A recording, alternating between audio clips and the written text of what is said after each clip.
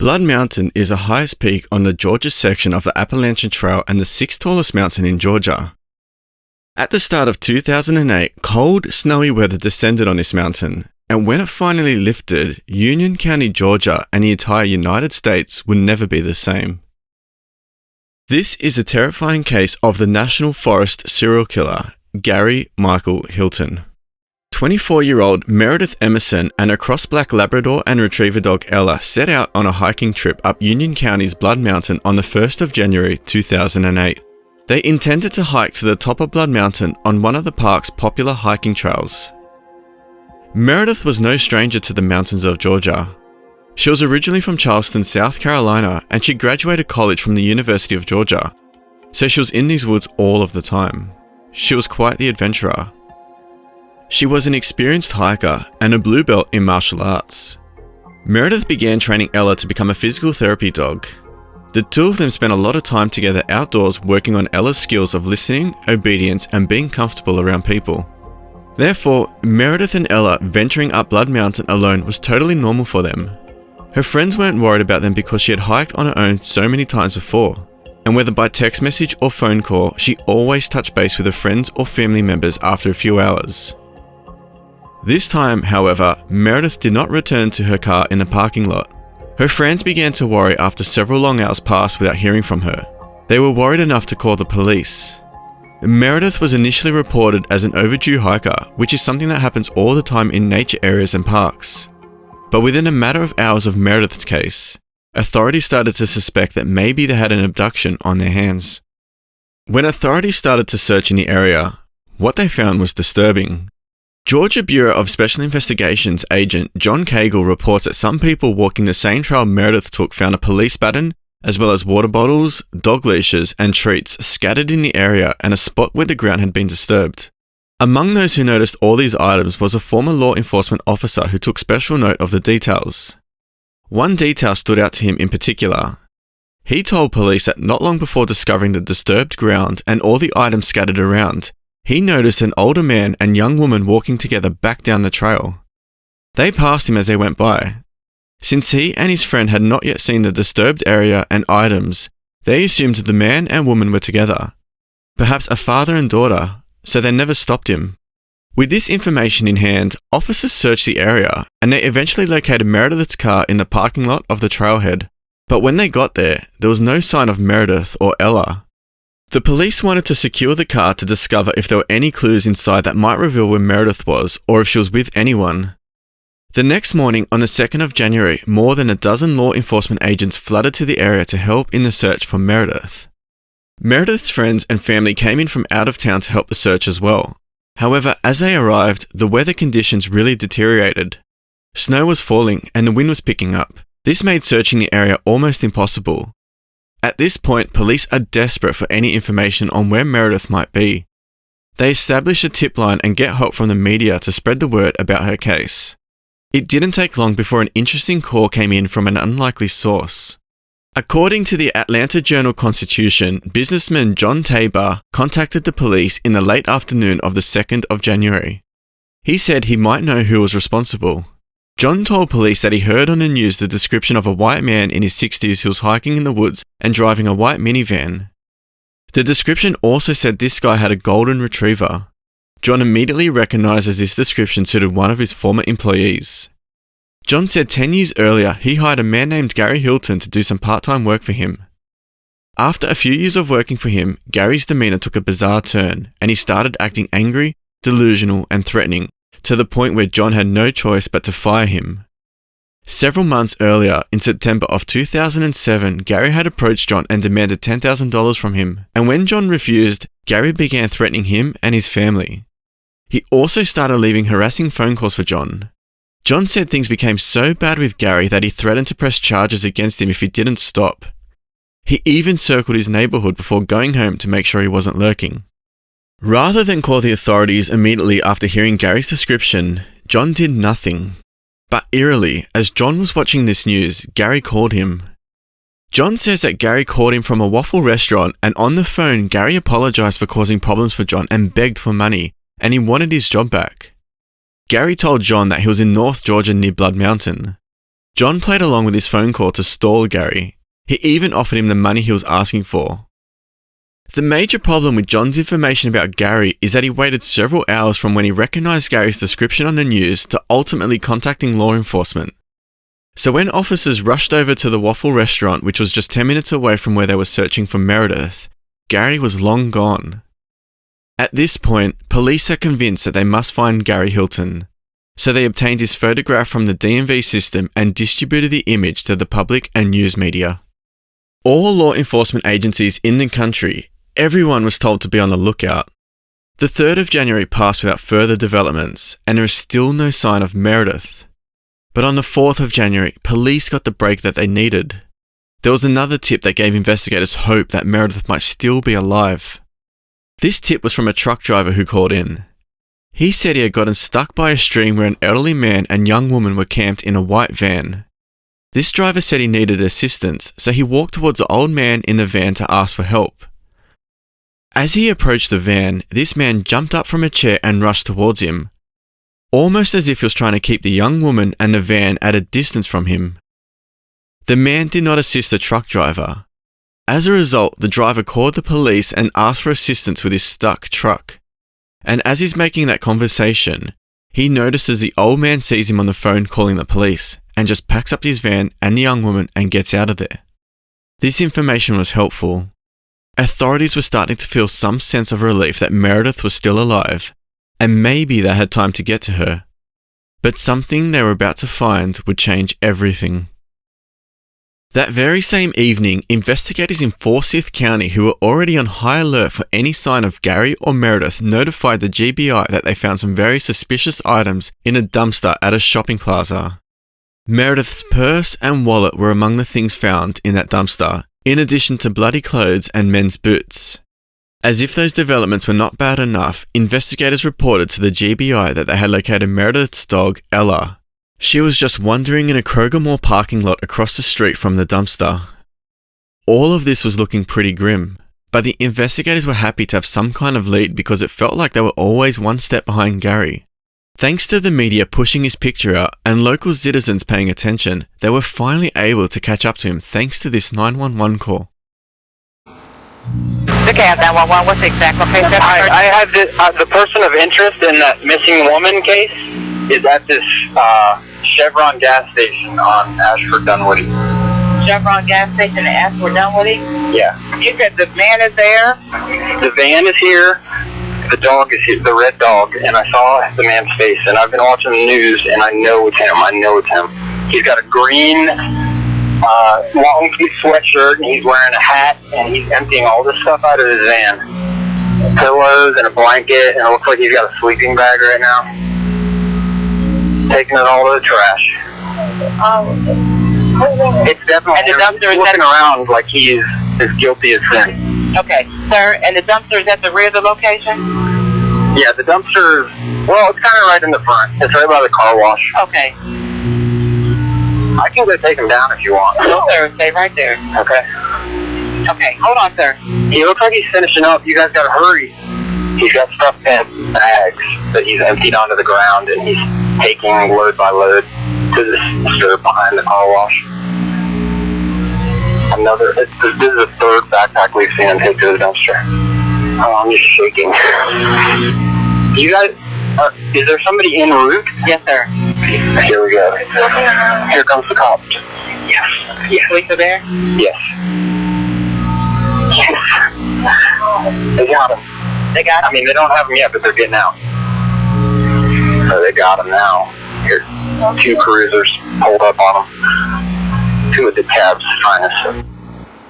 Thanks to that 911 caller picking up the phone and dialing, police were able to make it to the scene where Gary was emptying his van alongside his golden retriever. According to court records, when they got there, not only was Gary removing items like the 911 caller had said, but they also found him vacuuming out the van, dousing it with bleach, and he even cut out one of the seatbelts. At this point, Gary realizes he's caught. They literally have him red-handed trying to dispose of evidence in his van. So Gary began cooperating with the authorities. There was only one thing the GBI wanted to know though: where was Meredith?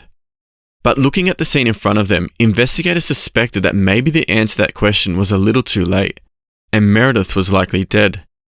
While they had him in custody, detectives interviewed Gary for nearly 5 hours. He eventually agreed to show them where Meredith's body was, but in exchange he wanted a plea deal that would take the death penalty off the table. Search teams eventually find Meredith's body covered with leaves and shrub roughly 40 yards from a trail point in Dawson Forest. And when I say body, that's exactly what they found. Just her body. Meredith had been decapitated, and her head was not in the surrounding area. It took searchers several hours to realize her head wasn't there, meaning Gary had transported it somewhere else. The investigators realized that they were now dealing with 2 crime scenes. After a little bit of time, Gary made a second confession. He eventually took the detectives to where he hid Meredith's head. That location was in the woods by a fallen tree about an hour's drive away from her body. The more investigators talked with Gary, the more they understood that bizarre scene left on the trail that Meredith had gone missing at. Gary told investigators that he bumped into Meredith and Ella on that trail while walking, and they talked about each other's dogs. When she passed him going up the mountain, he decided to hang back and lie and wait for her return. He believed he could overpower her and intimidate her. On him, he was carrying that police baton and a large military knife. He said when he initiated an attack on Meredith, she fought him off on the trail. She used her martial arts skills and wits. She fought for her life. Gary said that at one point in their struggle, Meredith almost defeated him. But at one point, she stepped back and lost her footing, and then he overcame her. After he grabbed her and regained control, he left his police baton behind and just used his military knife to dig into her side and walk her back to the parking lot. He said he put her in his van and they drove away, but he returned and went back for Ella, something Meredith had asked him to do. After leaving the trail's parking lot, Gary said he drove Meredith around to several ATMs to get money out of her account, but none of those withdrawal attempts worked. Investigators believed Meredith probably intentionally gave Gary the wrong PIN numbers to buy herself some time. Gary says after that, he spent roughly 3 days with Meredith on the mountain in his van until he ultimately killed her in Dawson Forest, all the while assuring her that he would allow her to go home. In his confession, he says that on the day of the murder, he told Meredith that he let her go, but he knew that was a lie because he had no intention of letting her go. He said her death was inevitable because she spent time with him, she'd seen his face, and she knew all the identifying features of his van. He also knew that police were everywhere looking for her, and if he didn't get rid of her soon, he'd get caught. He said that when they arrived at Dawson Forest, he tied Meredith to a tree to ensure she couldn't run away. After tying her up, he returned to his van for several hours to make coffee. He looked around for something to harm her with. He eventually returned to the tree and bludgeoned her to death with a tire jack from his van. Per the agreement he made with law enforcement, Gary pleaded guilty to Meredith's murder in 2008, and he was sentenced to life in prison. But just as authorities were patting themselves on the back for a job well done and a case closed, it became clear that Meredith might not be his only victim, and Vogel State Park might not be his only hunting grounds. When agents from the GBI were processing Gary's white van, they realized there was DNA evidence and blood in it that didn't belong to Meredith, and it didn't belong to Gary, meaning Gary must have had more victims. As they start looking into other crimes in the area, there is a particular case that pops up on their radar. Not from Vogel State Park, this case was from the Nantahala State Forest all the way over in North Carolina, and it wasn't one of a missing person or a murdered person. In this case, there were 2 missing victims. There are over 600 miles of trails in this forest, and it's on one of these trails that married couple John and Irene Bryant went missing in October of 2007. The Bryants were in their 80s. They had been married for 58 years. The 2 of them loved the outdoors, hiking, and nature. They often went on hikes and long walks together and even travelled overseas to see exotic places. The couple had lived in the Pacific Northwest, New York State, and eventually wound up in Horseshoe, North Carolina, right outside of Hendersonville. Because they had such a busy lifestyle of being outdoors, it actually took a couple of days for anyone to notice that John and Irene had gone missing. But after days of not hearing from them turned into weeks, one of the couple's sons, Bob, officially reported his parents missing on the 2nd of November. At the time, Bob was living in Texas, and he would exchange emails often with his mum and dad, and they hadn't told him about any upcoming long trips or travel plans. He knew they often walked around the forest near their house, and he was worried that maybe they were just lost or hurt after all this time. Nothing else would explain their complete lack of communication. In the event of an accident, Bob knew that his parents had a lifetime of wilderness experience and would know what to do to get help or find a way out. Since they hadn't been heard from yet, he was concerned that perhaps something worse could have happened. The authorities began searching for John and Irene on the 6th of November. Bob was heading to North Carolina from Texas. On his way, he came across his parents' Ford Escape SUV parked next to the Yellow Gap Road in Transylvania County. It was near a trail entrance to Pisgah National Forest. Investigators believe the couple had parked there and gone hiking, but they never returned. As authorities investigate this case, they pull the phone and financial records from Irene to see if there was any activity, and they made an alarming discovery. According to the Ashfield Citizen-Times, Irene's cell phone called 911 at 4 o'clock on the 21st of October. The phone signal was too weak, or something happened because the call never reached an emergency call center. It makes sense that police would want to know the GPS coordinates of the call to help narrow their search, but the cell provider was unable to provide that information. Unable to get anywhere with that, police looked at the couple's financial records. On the 22nd of October, the day after Irene's phone had attempted to call 911, someone used a Bryant's ATM card. They withdrew $300 from a town in Ducktown, Tennessee. That location is 25 miles away from the national forest the couple was hiking in. Thankfully, the bank where the ATM was at had security cameras. The images showed a slender figure in a yellow raincoat approaching the ATM, but the person's face was obscured. The only thing investigators knew was that the figure in those images was not John Bryant. The police wanted everyone's help to identify this mystery person, so they released those images to the public. Nobody came forward right away to identify this person. It was hard to tell who they were from the pictures. It is now early November, and searchers are still searching the forest near where John and Irene were hiking and where their son had found their car. After a few days, on November 9, searchers found Irene's body. She had been covered in leaves and sticks, and her autopsy revealed she received blunt force trauma to her head, arms, and legs. The medical examiner ruled that it was likely Irene had died on the 21st of October, right around the time her phone attempted that 911 call. However, John was not with her, and there was no sign of him in that area. Irene's body was just 100 yards from their parked car. Investigators believe that whoever killed her may have waited near the trail while watching the two of them walking into the park together. A killer could have attacked her and then kidnapped John to rob them and use their bank cards. It wasn't until way later and a weekend in early February 2008 a hunter discovered John Bryant's skeletal remains over a month after Meredith Emerson's murder and Gary's arrest.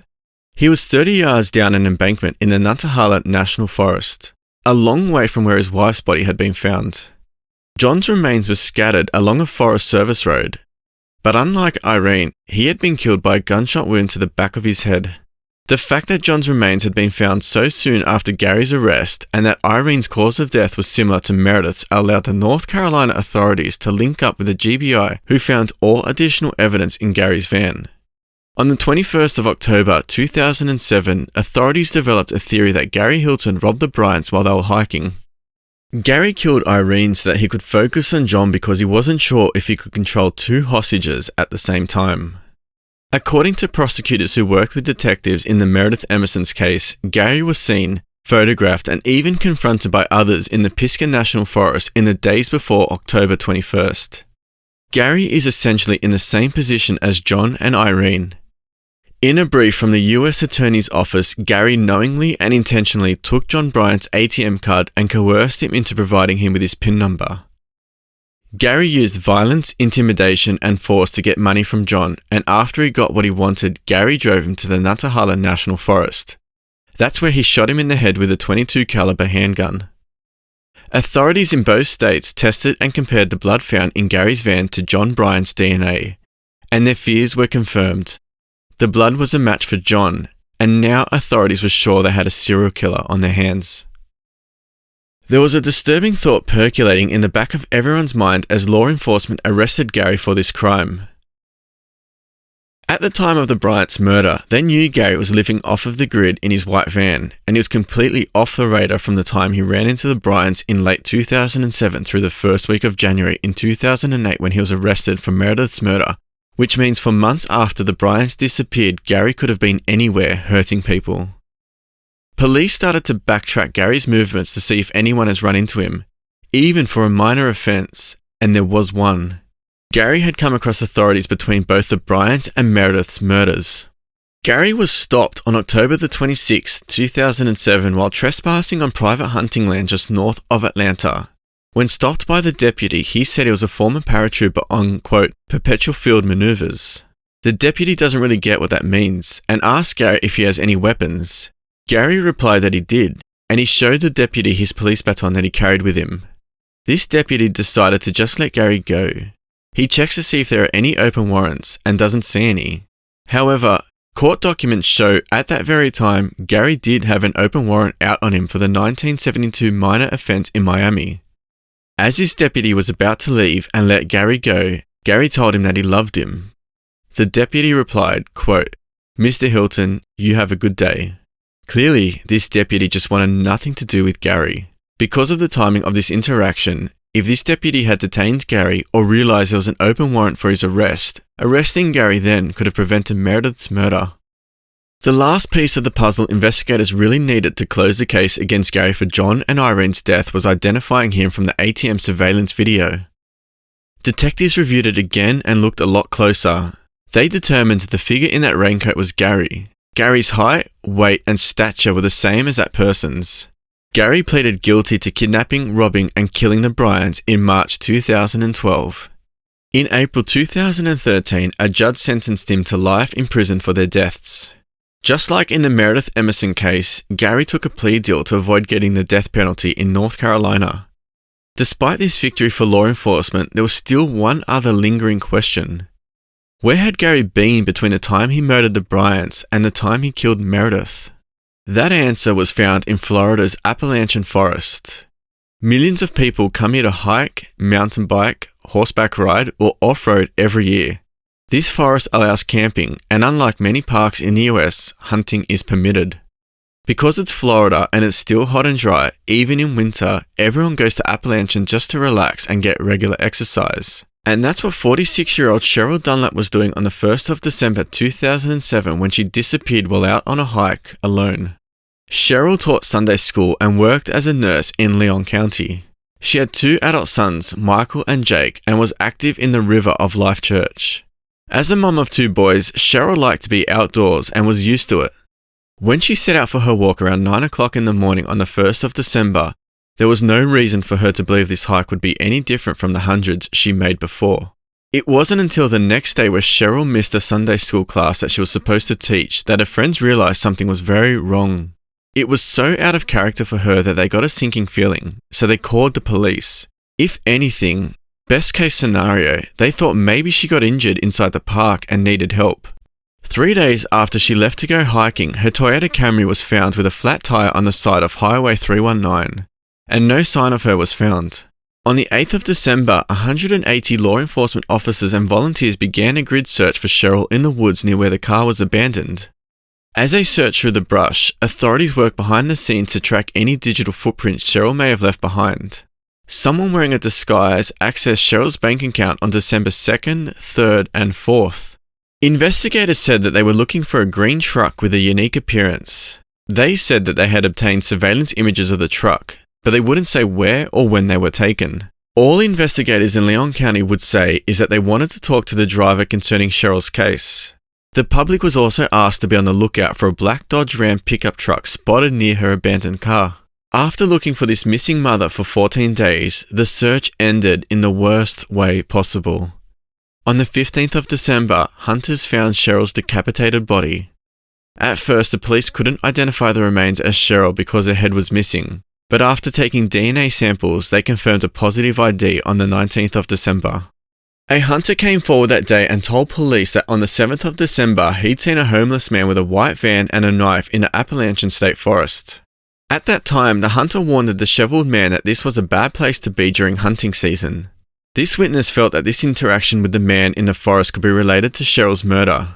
For about a month, the case went cold after this. There were no new tips or leads, and authorities were unsure who would want to kill this woman or why. Authorities in Florida looked back at other cases, and after Gary Hilton was linked to not one, but two other similar park murders by February 2008, they realized Gary was a serial killer as well, who might be responsible for Cheryl's murder. As the ammo in all of the cases so far was the same, police needed to find a way to prove Gary was in Appalachian at the same time as Cheryl. They circled back to the hunter who said that he saw the disheveled homeless man inside the park. They showed him a picture of Gary, and that hunter positively ID'd him as a man that he'd seen. Besides his hunter's testimony, Leon County authorities knew Gary was in the area at the time Cheryl disappeared because he had run into a forestry agent in 2007, and that agent questioned him. The forestry agent wrote down the vehicle's tab number on his van and ran it through the police database to make sure it wasn't stolen. On the 28th of December, another US forestry agent ran into Gary in Florida. This time he was inland in the state, away from Tallahassee in Olson National Forest, and that's about 159 miles from where Cheryl disappeared. Like the others before him, this forestry agent let Gary go after speaking with him. Still, this documented sighting showed police investigating Cheryl's murder that Gary had been in certain areas where their victim was, and he travelled out of the area not long after she was killed. With 3 other murder charges pending in 2 other states, it wasn't hard for Florida grand jury to indict Gary for Cheryl's murder.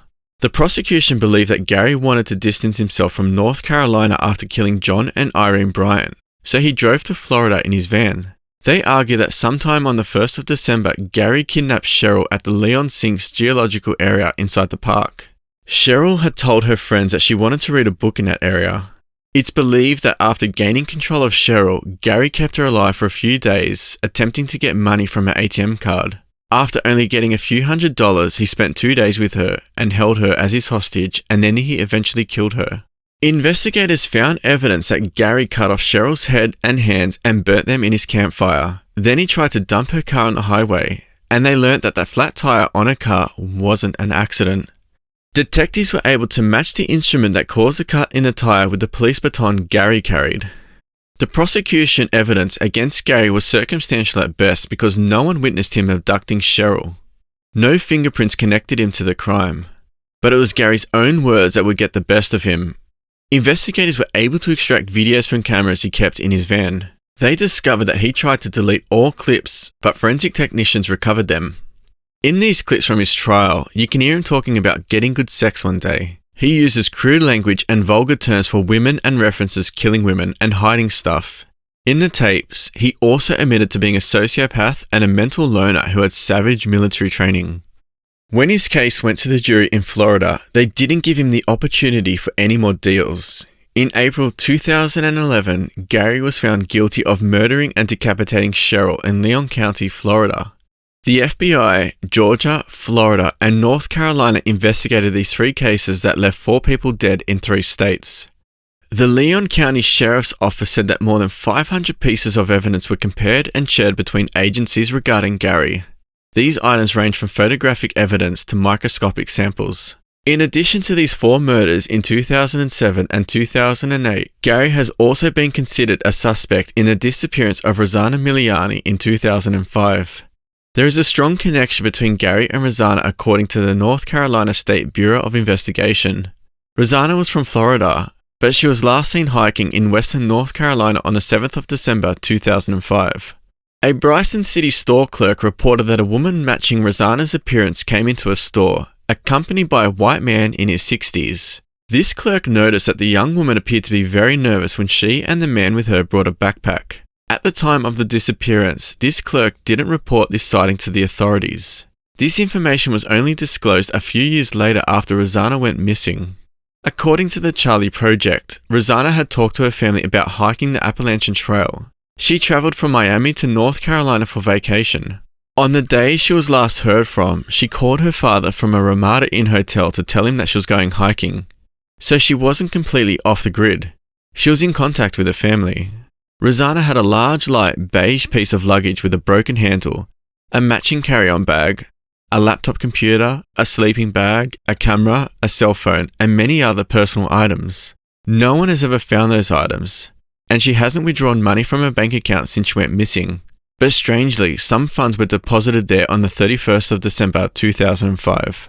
This would have been a few weeks after she disappeared, but that money never showed up. To this day, Rosanna's family reports no other activity on her bank account, and police have not revealed where the deposited money came from. A private investigator working on Rosanna's case released a sketch of a man who was last seen with her. On Rosanna's 2-year anniversary, the clerk in Bryson City read about Rosanna's disappearance in the newspaper, and that's when they came forward to say they had sold a backpack to Rosanna and this unidentified man with grey hair. This clerk said the man may have been wearing a hairpiece because it didn't sit right on his head. The clerk said that this guy mentioned he was a travelling preacher. Gary's involvement in Rosanna's disappearance has never been proven, and if that story wasn't enough, Gary was also considered a suspect in the murder and decapitation of a man named Michael Scott Lewis. Michael was killed in Ormond Beach, Florida, just days before Cheryl Dunlap.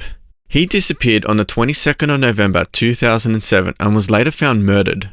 Parts of his bodies were found on Tamaka River near Daytona on December 6. The remains were discovered floating in plastic bags down the river by a fisherman in Tamaka State Forest. Michael's feet and legs were in one bag, and his torso and arms were in another bag. His head has never been found. The Daytona Beach News Journal reported that Michael's Firebird sedan was found in the parking lot of his apartment complex in South Daytona after he was found murdered. The keys were in the ignition, but the car was a long way from his apartment. Michael loved that car, and there was no way he would have driven that far from his apartment based on the distance where the car was found.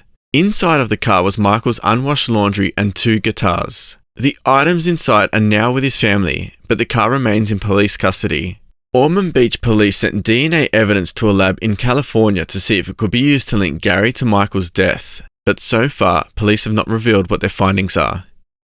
Gary has not been charged in Michael's death, but authorities believe he may have been in the area when Michael died shortly after murdering Cheryl. In Michael's case, there's one thing that you'll see when you Google it, and that is his murder was also recently linked to a former girlfriend of his. According to the Daytona News Journal, Nelsie Tetley murdered and dismembered her boyfriend's body in 2018. Early in 2017, police found 55-year-old Jeffrey Albertsman in his home in Daytona Beach. He was shot in the chest and dismembered. His torso was found in his house, but his arms and legs were dumped 20 miles away. Nelsie now faces charges for the murder of Jeffries, but authorities in Ormond Beach have discovered that she may have once dated Michael. When they asked her about him, she allegedly denied knowing him. That investigation is still ongoing. Gary left a trail of death wherever he went. He was eluding law enforcement for years, drifting between national forest parklands seemingly undetected.